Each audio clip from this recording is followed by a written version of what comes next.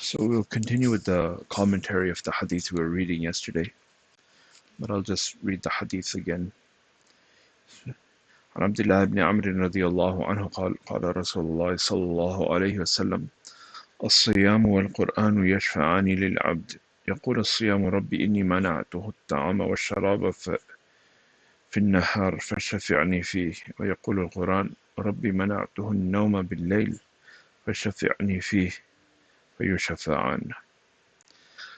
Hazrat Abdullah ibn Amr radiallahu anhu reports that Rasulullah sallallahu alayhi wasallam said, fasting and the Quran both intercede for the obedient person. The fast submits, O Allah, I prevented him from eating and drinking during the day, so accept my intercession on his behalf. And the glorious Quran says, O Allah, I denied him sleep at night, so accept my intercession for him. Consequently, the intercession of both of them is accepted. Then we were reading these ayat of the Quran, which is explaining or which is encouraging the people to pray salat at night. And this is substantiating the fact that the Quran is to be recited at night, and it will keep the person who memorizes it and the person who reads it, it will keep them awake for some part of the night. So continuing with the commentary, he mentions, consequently, Rasulullah sallallahu alayhi wasallam and his Sahaba radiallahu anhum sometimes spent the entire night in reciting the glorious Quran. It is reported about Hazrat Uthman radiallahu anhu that sometimes he recited the entire Quran in a single rak'ah of witr salat. In the same way, Abdullah ibn Zubair radiallahu anhu used to recite the entire Quran in a single night. Sa'id ibn Jubair rahmatullahi alayhi read the entire Quran in 2 rak'at inside the Kaaba. Thabit Banani rahmatullahi alayhi used to recite the entire Quran in one day and night. And so was also the case with Abu Hurrah radiallahu anhu. Abu Shaykh Hanna'i rahmatullahi alayhi said, I read the entire Quran twice and 10 parts in addition in a single night. He read the entire Quran twice and another 10 paras in a single night. So he read 70 paras in a night. If I wanted, I could have completed the third reading as well. In the course of his journey for Hajj, Salih bin Kaysan radiallahu anhu often used to complete 2 readings of the Quran each night. Mansur bin Zazan rahmatullahi alayhi completed 1 reading during Nafil Salat before noon, and the second reading in the interval between Dhuhr and Asr Salah. And he spent all night in performing Nafil Salat, weaving so much that the end of his turban would become wet. Similar had been the case with many others, as described by Muhammad bin Nasr rahmatullahi alayhi in his book Qiyamul Layl. It is written in Sharh al-Ihya that our predecessors in Deen differed from one another in their practices of completing the reading of the entire Quran. Some of them completed 1 reading of the entire Quran every day, as was the practice of Imam Shafi'i rahmatullahi alayhi in months other than Ramadan. And some completed 2 readings every day, as was also done by Imam Shafi'i rahmatullahi alayhi during the month of Ramadan. So outside of the month of Ramadan, he would read it once a day. During Ramadan, he would read it twice a day. Such was also the practice of Aswad, Salih bin Kaysan, Sa'id ibn Jubair, and many others. Some used to complete 3 readings every day. This was the practice of Sulaym ibn Atr, who was an eminent tabi'i. He had taken part in the conquest of Egypt during the Khilafat of Hazrat Umar radiallahu anhu, and was also appointed ruler of Qasas by Hazrat Amir Muawiyah radiallahu anhu. He used to complete 3 readings of the entire Quran every night. Imam Nawawi rahmatullahi alayhi writes in Kitab al-Adhkar that the maximum daily recitation reported is of Ibn al-Khatib, who used to complete 8 readings of the glorious Quran during each day and night. Ibn Qudama rahmatullahi alayhi has reported that according to Imam Ahmad rahmatullahi alayhi, there is no limitation in this respect, and that it depends entirely on the zest and on the motivation of the reader. Historians have stated that Imam Abu Hanifa rahmatullah alayhi used to complete 61 readings in the month of Ramadan, once every day, once every night, and one reading was completed in Taraweeh Salat. On the other hand, Rasulullah sallallahu alayhi wasallam has said that the one who completes one reading of the Quran in less than 3 days cannot meditate upon it. Ji, reading, what does it mean by one reading? It means reading the entire Quran. So all these people would read one Quran every day, 2 Qurans every day, 3 Qurans every day. So for this reason, Ibn Hazm rahmatullah alayhi, and some others are of the opinion that reading the entire Quran in less than 3 days is forbidden. According to the author, this hadith refers to the capacity of the reader in general.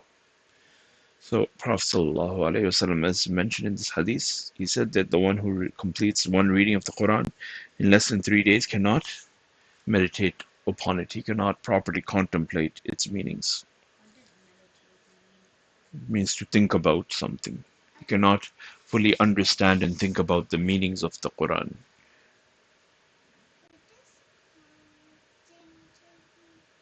Concentrate? What does concentrate mean? It means how you should be sitting and reading your Panchpara. You should concentrate while reading your Panchpara. You shouldn't be looking here and there and playing. You should be concentrated. ठीक है, समझ गए?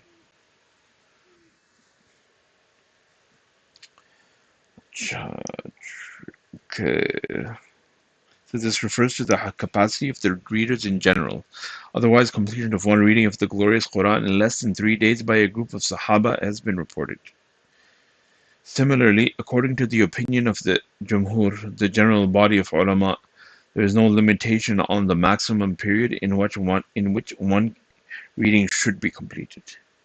The reading should be completed within such a time as is convenient, but some ulama say that the maximum period should not exceed 40 days. This means that at least 3/4 of a para should be read daily, and if for any reason this much of the reading is not done on any day, the missed portion should be covered on the next day, so that the entire reading is completed within 40 days. But that's not the mainstream opinion. According to the consensus of opinion, this is not obligatory, but in view of belief of some ulama, it is better that the daily reading should not be less than this. This view is supported by some ahadith. The author of Majma has reported in one hadith, من قرأ القرآن في 40 ليلة فقد عذب. Whoever completed the reading of the entire Quran in 40 nights delayed the matter. So based on that, these scholars say that it shouldn't be delayed over 40 days. Some ulama are of the opinion that reading should be completed once every month, though it is preferable to complete one reading every week, as was the practice of most of the Sahaba. One should start on Friday and read one manzil daily. So in some of these color-coded Qurans, they have like 7 color sections, and these are the so-called manzils. So a person reads that much to finish a Quran, one Quran every week. So they say that Quran should be read once every month, but it's preferable to complete one reading every week, as was the practice of most of the Sahaba. One should start on Friday and read one manzil daily, thus to complete on Thursday. It has already been stated that according to Imam Abu Hanifa rahmatullah alayhi, we owe it to the Quran that it must be read at least twice a year. We owe it to the Quran that it must be read at least twice a year. Therefore, under no circumstances should one do less than this. There is a hadith according to which if the reading of the entire Quran is completed in the beginning of the day, the angels invoke mercy for the reader throughout the rest of the day and for the rest of the night. If done in the beginning, and so they make dua for him for the rest of the day. And if he had completed the reading in the beginning of the night, then they'll keep on making dua for him for the rest of the night. Some mashayikh have therefore concluded that The reading of the entire Quran should be completed preferably in the early part of the day during the summer and in the early part of the night during the winter, so that the reader is benefited for a longer period by the dua of the angels. It's not hard and fast, but a person wants to benefit from the dua of the angels for a longer period of time, then he would go about doing as mentioned.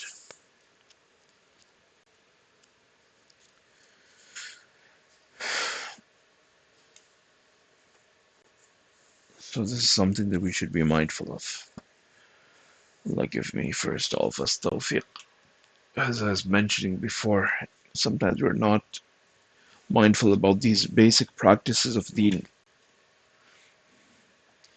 I was mentioning about one of the brothers who had accepted Islam in the 90s, and until 2015 he hadn't learned his dua qunut, which we read in Salat al-Witr.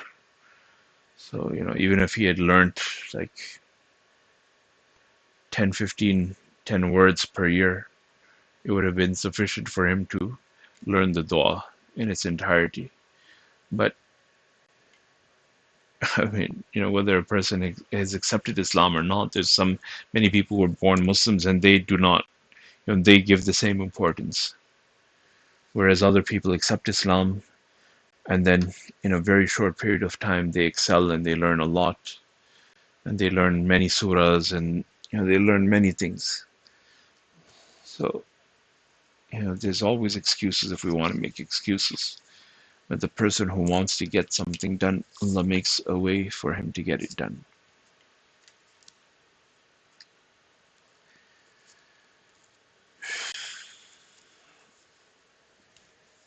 Shall we read a story? Story from the lives of Sahaba. Children keep fast. Hazrat Rubayy bint Mu'awwiz radiyallahu anha once she said, once Rasulullah sallallahu alayhi wasallam enjoined on us to fast on the 10th of Muharram. He encouraged us to fast on the 10th of Muharram. Since then we have always been fasting on that day. Even the children were made to fast with us. When they cried out in hunger, we diverted them with toys made of cotton wool till the time of iftar. So she mentions that once Rasulullah sallallahu alaihi wasallam enjoined on us to fast on the 10th of Muharram. Since then we have always been fasting on that date. Even the children were made to fast with us. When they cried out in hunger, we diverted them with toys made of cotton wool till the time of iftar. We learn from a hadith that the nursing mothers of those days would not feed their infants during the fast. No doubt they could bear all this, as their general health and endurance were decidedly of a much higher standard than ours. But are we really doing even what we can easily bear? Surely we should not impose on our children what they cannot bear, but we must tax them with what they can easily endure.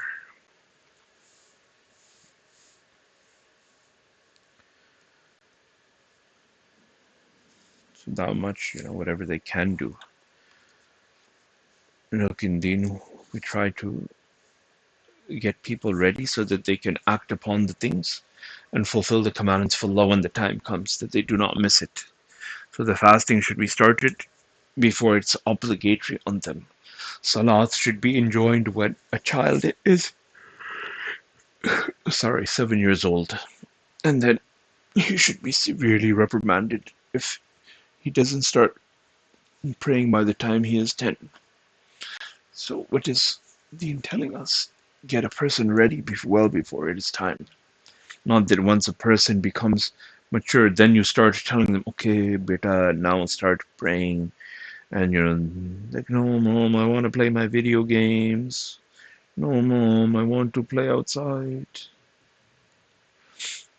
So we should get them ready from before. And this temperament of, practicing on our deen and making our children practice.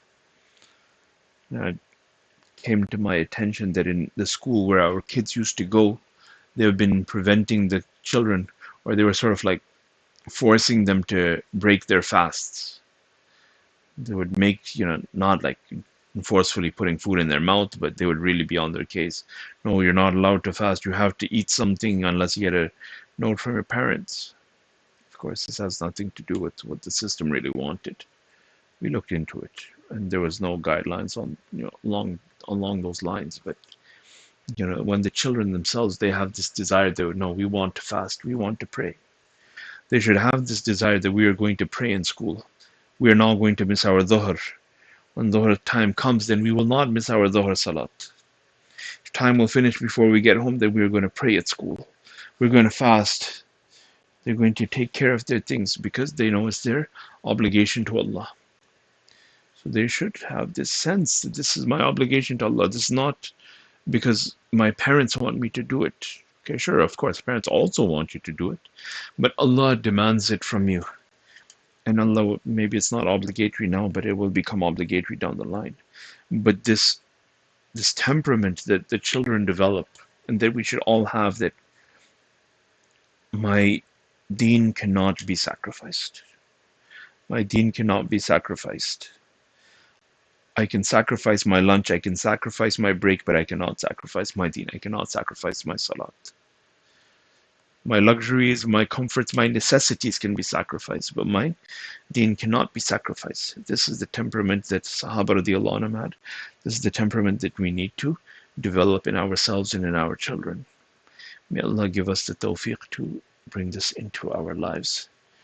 I was thinking, as we are in Ramadan and there's different questions and masail, different things that might come up with respect to fast or with respect to zakat or salat or whatever. If anyone has any questions, and maybe we can keep like 5 last minutes of Taleem to answer any of your questions if you have any. Otherwise, Khadija will come up with some questions anyways. So, I can answer her questions. Ji Khadija. Yeah, so the first question, what did I just, no, just, that was part of someone else's commentary. But inshallah, we can, if there is such a demand, then we can consider it and we can answer the questions for the benefit of everybody listening. All right, inshallah, we'll see you tomorrow. Subhanallah bihamdi, subhanakallah bihamdi. Nashhadu an la ilaha illa anta